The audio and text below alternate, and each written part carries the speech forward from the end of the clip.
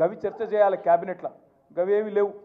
మీరు చూస్తున్నారు ఎంత ఎంత ఎక్కింది అహంకారం నెత్తికి అంటే, మొన్న మీరు చూసిండ్రు ఢిల్లీలో ఇండియా టుడే అని ఒక టీవీ ఆడ చర్చ పెట్టింది.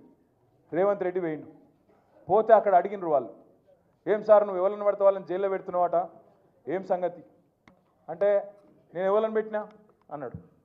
మరి లగచర్ల రైతులను పెట్టినావు కదా, 30-40 రోజులకెళ్ళి వాళ్ళు ఉన్నారు కదా అంటే, వాళ్ళు కొట్టినరు, కలెక్టర్ని కొట్టినరు మాట్లాడతాడు. కలెక్టర్ ఏమో నన్ను ఎవడు కొట్టలేదని చెప్తాడు.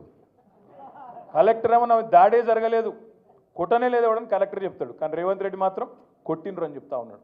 నేను ఒక్క మాట అడుగుతున్నా, దయచేసి మీరు గుర్తుపెట్టుకోండి. ఒక లగచర్లలో రైతులనే కాదు, ఇలా సోషల్ మీడియాలో పోస్టులు పెట్టే పిల్లలకు ఎస్ఐలు ఫోన్ చేస్తున్నారు, సిఐలు ఫోన్ చేస్తున్నారు, డిఎస్పీలు ఫోన్ చేస్తున్నారు. నేను చెప్పేది కరెక్టేనా? ఫోన్ చేసి బెదిరిస్తున్నారు. ఎందుకు బిడ్డ మీకు లోపల పెడతాం, కేసులు పెడతాం, లోపలేస్తాం అని మాట్లాడుతున్నారు. ఇప్పుడే ప్రవీణ్ గారు చెప్పినట్టు కోస్గిలో మీరు ఇక్కడికి వస్తుంటే, హైదరాబాద్లో మీ పార్టీ ఆఫీస్కి మీరు వస్తుంటే, మీ ఇంటికి మీరు వస్తుంటే ఆడబెట్టి మీ మీద పీడీ యాక్ట్ పెడతాం, లోపలేస్తాం అని బెదిరించుడు. దాంతోపాటు ఎల్ఎన్టీ అనేది ఒక పెద్ద కంపెనీ, హైదరాబాద్లో మెట్రో కట్టిరు. ఆయన మొన్న మదినప్పుడు హైదరాబాద్కి వచ్చిండు. వచ్చి ఆయన విలేకరులతో మాట్లాడుకుంటూ ఒక మాట అన్నాడు. ఏమన్నాడు? ఈ ఫ్రీ బస్సు పెట్టినాక మాది కొద్దిగా తగ్గింది గిరాకీ అన్నాడు. అంటే రేవంత్ రెడ్డి ఏమంటాడు ఎరికేనా, నూక్కుని రావని లోపల అంటాడు. అరే అది ఉన్నట్టు చెప్పుడు కూడా తప్పేనా? చెప్పుడే కాదు, ఇండియా టుడే టీవీలో చెప్తుండు అని నూకుమన్నా నేను నూకుమంటే వాడు బొంబాయి వారిపోయింది అంటుండు. అంటే ఇక నీకు ఎవరు ఖిలాఫ్ ఆఖరికి పాపం. కానీ ఇది ఏం తప్ప, ఇంకా యాక్టరు, సినిమా యాక్టరు, ఈయన పేరు మర్చిపోయిండు. ఆయన చెప్పేటప్పుడు పేరు మర్చిపోయిండు. తెలంగాణ సీఎం అని చెప్పి అడిగి చూసిండు కొద్దిగా. మనవానికి ఆయన ఎక్కడన్నా తలిగింది. అయితే నేనేమంటున్నా, గింత అన్యాయం అని పేరు మర్చిపోతే జైల్లో పెడతావు. ఇక గట్ల తయారైండు మన చిట్టినాయుడు.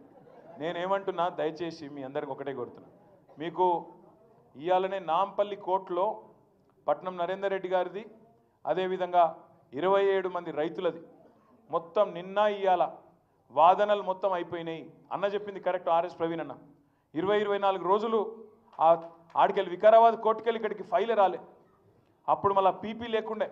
మళ్ళా మన పట్నం నరేందర్ రెడ్డి భార్య శృతి, తర్వాత మన నాయకులు, మన లాయర్లు, మన లీగల్ సెల్లోళ్ళు పాపం అందరు తనలాడి ఆడ హైకోర్టులో రిజిస్ట్రార్ దగ్గర పోయి ఇట్లా ఉన్నది పరిస్థితి, 24 రోజులు అమాయకులు పాపం వాళ్ళు జైలు ఉన్నారు, ఇది అన్యాయం అంటే నిన్న ఈరోజు వాదనలు పూర్తయినాయి.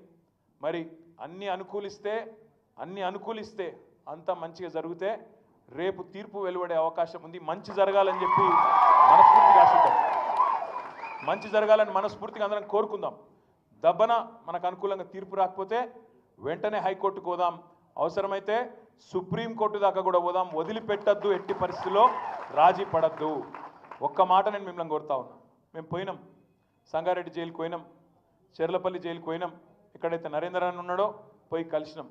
మీ నాయకుడు ఎంత గొప్పవాడంటే పట్నం నరేందర్ రెడ్డి, మేము చెర్లపల్లి జైలుకి పోతే నేను, సబితక్క, మహమూద్ భాయ్, ఇంకా మా లక్ష్మారెడ్డి గారు అందరం పోతే శ్రీనివాస్ గౌడ్ సాబ్ కూడా వచ్చిండే. ఏమన్నాడు ఎరికైనా నరేందర్ రెడ్డి, అన్నా నా గురించి విడిచిపెట్టండి అన్న, ఆ రైతులను విడిచిపెట్టండి, రైతులను జల్దీ బయటికి తీసుకొచ్చే ప్రయత్నం చేయండి, నేను మంచిగానే ఉన్నా, నాకేం కాదు, వాళ్ళని చూసుకోండి మీరు అని చెప్పి మీ నాయకుడు పట్నం నరేందర్ రెడ్డి గారు మాకు చెప్పిండు. ఒక అంత గొప్ప నాయకుడు మీకున్నాడు, మీ కొడంగల్లా, భయపడే అక్కర్లేదు. రెండవది, ఈ అంశాన్ని